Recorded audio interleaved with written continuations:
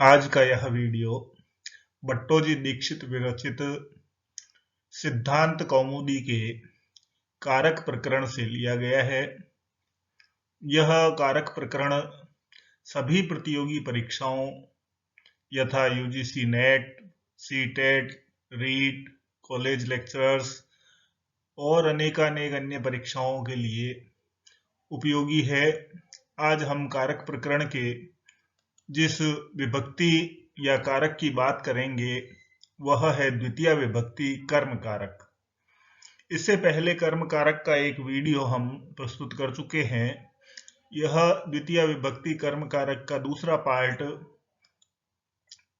है, जिसमें हम आगे के कुछ सूत्रों और उदाहरणों से उन्हें समझने का प्रयास करेंगे। मैं डॉक्टर उज्जवल गोस्वामी, सह आचार्य, राजकीय डूंगर महाविद्यालय बीकानेर में कार्यरत हूँ। इस वीडियो का उद्देश्य न केवल परीक्षार्थियों के लिए, न केवल प्रतियोगिताओं के लिए, अपितु संस्कृत के उन समस्त विद्यार्थियों के लिए भी है जो संस्कृत की बारीकियों को या संस्कृत में वार्तालाप करने की इच्छा रखते हैं या अनुवाद आदि कार्य करने के इच्छुक हैं। इस वीडियो में जिस सूत्र को हम सर्वप्रथम ले रहे हैं वह है अनभिहिते। अनभिहिते यह एक अधिकार सूत्र है। इस सूत्र का तात्पर्य यह है कि आने वाले सूत्रों में अनभिहित अर्थात न कहा हुआ अर्थात अनुक्त शब्द अधिकार जानना चाहिए। अर्थात जो भी कारक कहा जाएगा वो अनुक्त अर्थ में कहा जाएगा। अब यहाँ अभिहित और अनभिहित, क्योंकि अनभिहित शब्द का प्रयोग हुआ है अतः पहले अभिहित शब्द का अर्थ जानना आवश्यक हो जाता है।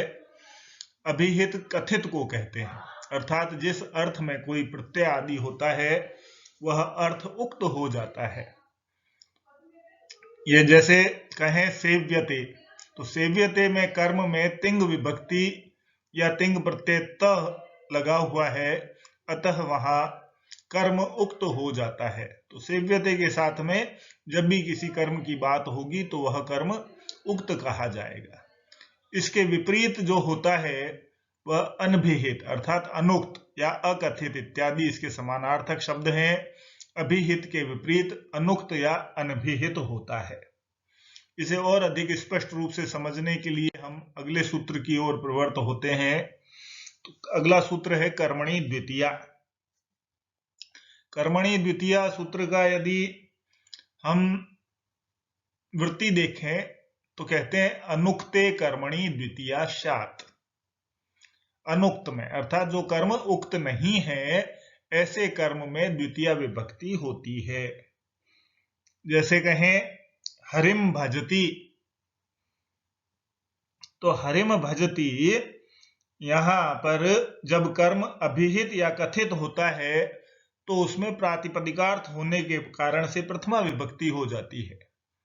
प्रातिपदिकार्थ मात्रे प्रथमा, जो सर्वप्रथम हमने प्रथमा विभक्ति का सूत्र देखा था उस सूत्र से प्रातिपदिकार्थ मात्र हो जाता है यदि वह उक्त होता है या कथित होता है या अभिहित होता है। कुछ भी शब्द का प्रयोग कर सकते हैं। तो प्रातिपदिकार्थ मात्र होने से वहां पर प्रथमा विभक्ति होती है। तो कर्मादि का कथन प्रायः तिंग आदि विभक्तियों के द्वारा, तिंग, कृत, तद्धित, समास आदि के द्वारा होता है। इसीलिए हमारा एक सूत्र हम पढ़ते हैं कृत तद्धित समासाश्च। तो जहां तिंग आदि विभक्ति का प्रयोग होता है, जैसे हरि ही सेव्यते, यदि हम इसको देखें हरि ही सेव्यते तो हरि की सेवा की जाती है। इसी प्रकार लक्ष्म्या सेवितः, लक्ष्मी के द्वारा सेवित है।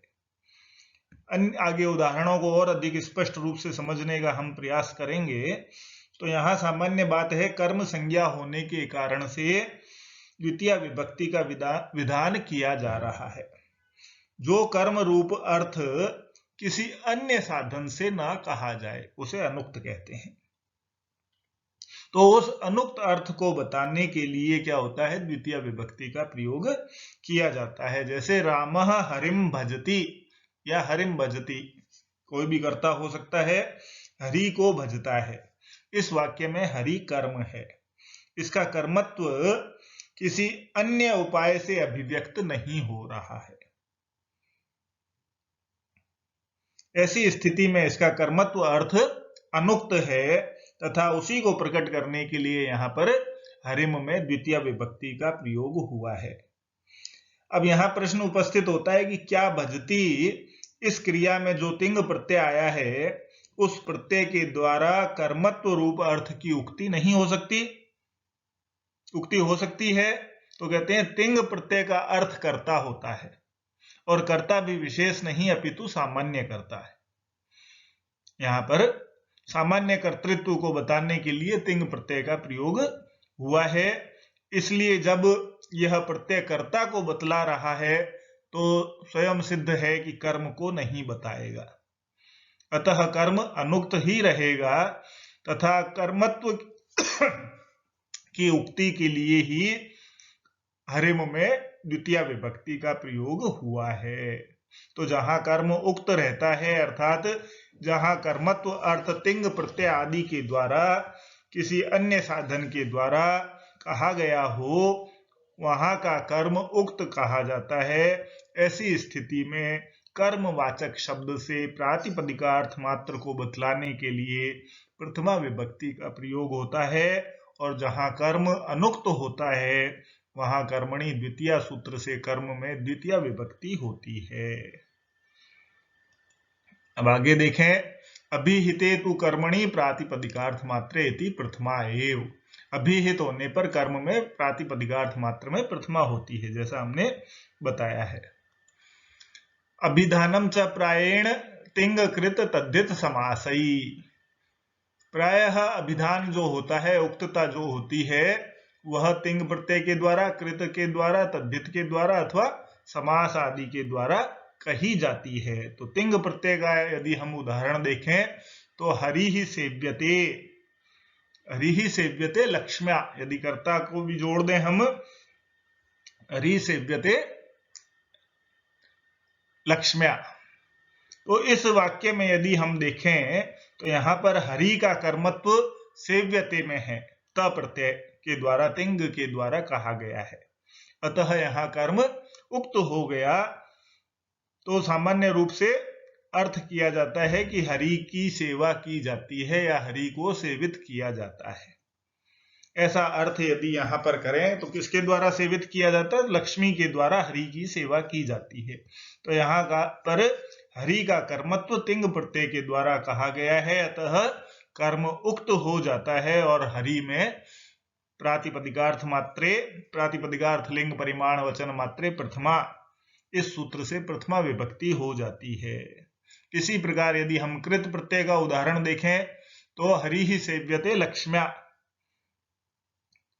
तो सेवितः शब्द जो आया है कृत प्रत्ययांत है, सेव धातु से कितः प्रत्यय करने पर कृदंत का पद बन जाता है, तब कृत द्वारा हरि का कर्मत्व कहा गया है। हरि ही लक्ष्म्या हरि सेवितः, तो हरि में क्या हो जाती है? कर्म के उक्त होने के कारण से प्रथमा विभक्ति का प्रयोग हो जाता है, तब प्रयोग बनता है लक्ष्म्या हरि ही सेवितः। इसी प्रकार यदि हम तद्धित का प्रयोग देखें तो शतेन क्रीतः सत्यः, शतेन क्रीतः सत्यः कोई भी वस्तु हो सकती है। यहां हम अश्व को ले सकते हैं कि 100 रुपए में खरीदा हुआ अश्व, तो यहां पर शतेन क्रीतः सत्यः, 100 रुपए से खरीदे हुए को सत्य कहते हैं। तो सत्यः अश्वः ऐसा भी प्रयोग कर सकते हैं। तो यहां अश्व का कर्मत्व